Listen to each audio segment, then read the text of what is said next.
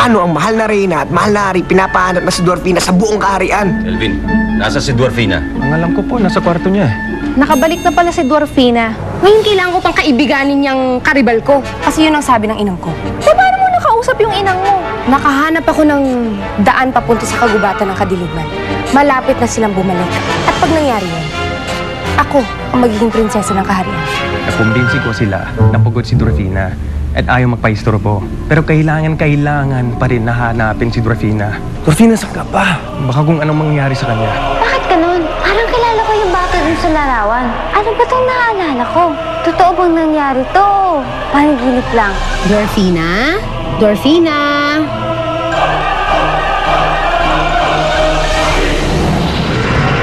Dwarfina? Eh bakit ka naman hindi sumasagot? Nag-aalala ko. Pagod ka na daw kagabi kaya hindi na kita inustorbo. Saan ba kayo pumaro ni Elvin? Dwarfina? May problema ba? Bakit hindi ka nagsasalita?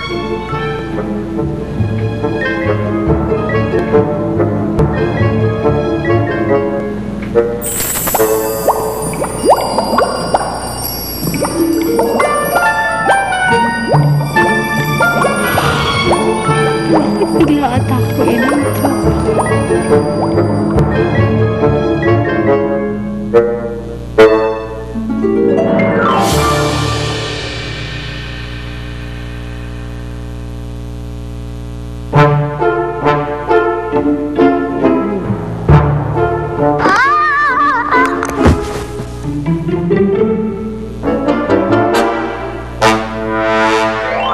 Adi?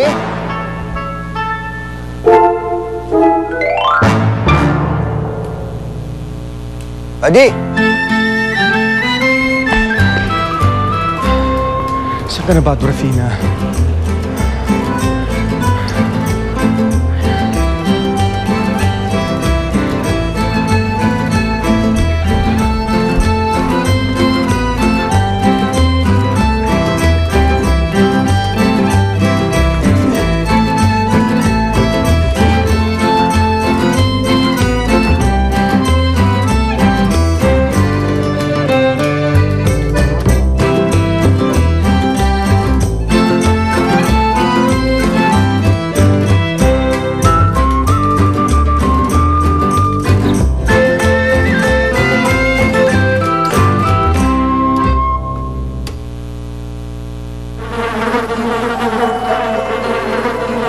Mga mabuyog!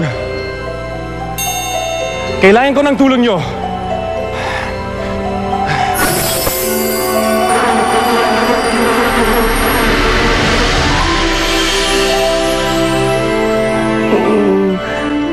Mahal na Reyna, pasensya na po kayo.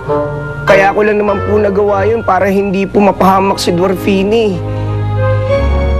Mahal na Reyna. Anong ginawa mo sa mahal na Reyna? Hindi na. Anong ginagawa mo dito sa silid ni Dwarfina? At ba't suot mo yung damit niya? Adi? Oh, Adi. Ano ginagawa mo dyan? Tinan mo, kuya, may nakita akong delata. Tsaka may kasama ng pambukas. Ayaw mo nun, kain na tayo. Ano ka pa naman? Hindi naman sa atin to eh. Oy, hindi pwedeng basta kumukuha ka ng pagkain na hindi sa atin, ha? Isa lang naman eh, gutom na kasi ako eh, gutom na. Tsaka isa pa, kailangan natin umalis. Mamaya, bumalik na naman yung matanda eh. Eh, gutom na talaga ako eh. Sige na nga, kainin mo na yan. Yes!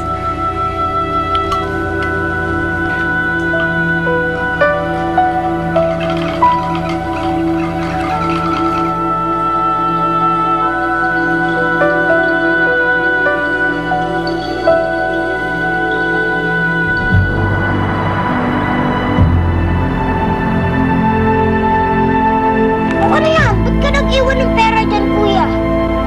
Hindi pang bayad dun sa kinakaya mong delata.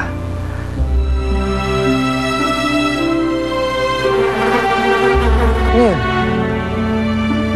Ha? Parang babuyog, kuya. kailangan rentukin. Nahuli na kita. Huwag kang maingay. Nakikiusap ako. Kaya ko lang naman nagawa yun para hindi mapahamak si Dorfina eh. Asaan ba si Dorfina? Yun ang problema. Yun ang hindi ko alam. Hindi rin nila alam kung nasaan si Dorfina. Pero kahapon, kasama ni Elvin si Dorfina na pumunta sa mundo ng mga tao. Tapos, nawala si Dorfina. Kaya ngayon, hinahanap ni Elvin. Pinakiusapan ako na gawin to. Kaya naman pakiusap, huwag mo nga akong susumbong. Para sa pagkakaibigan natin. Para sa anak-anak kay Elvin. Sabi mo, huwag mo akong susumbong.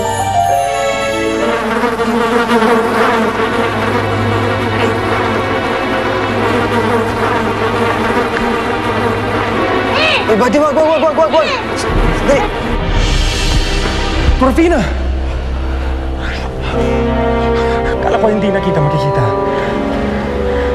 Elvin? Ikaw ang nagpadala ng mga bubuyog?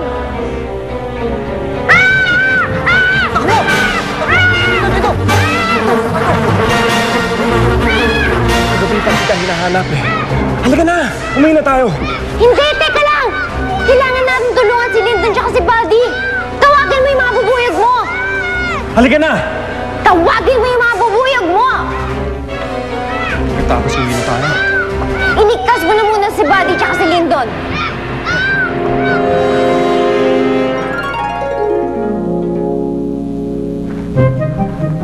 Abiana? Abiana?